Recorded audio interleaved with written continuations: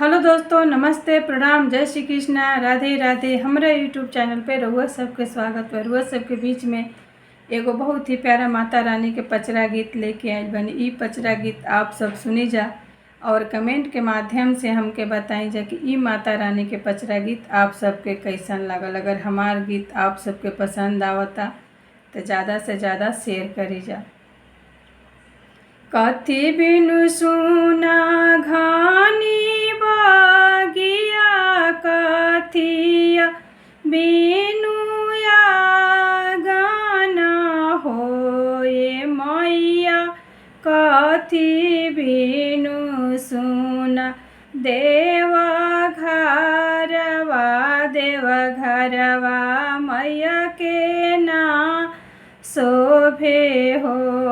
कथी बिनु सुना घानी बागिया, कथिया बिनु या गाना होए मैया, कथी बिनु सुना देवा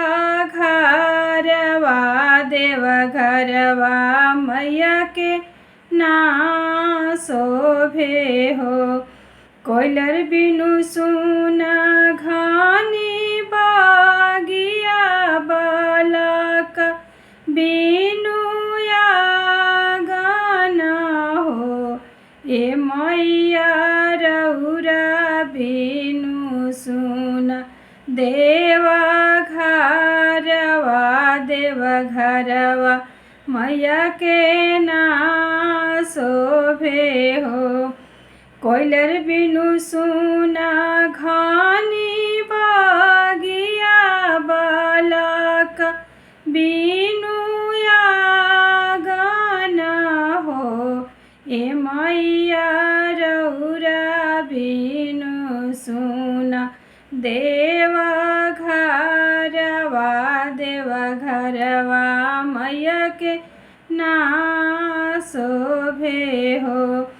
कोयलर ले भरबो घानी बागिया, बालक ले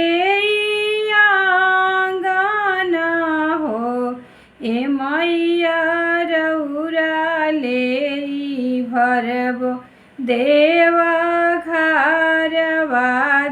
घरवा मैया के खूब शोभे हो। कोयलर ले भरबो घानी बागिया, बालक ले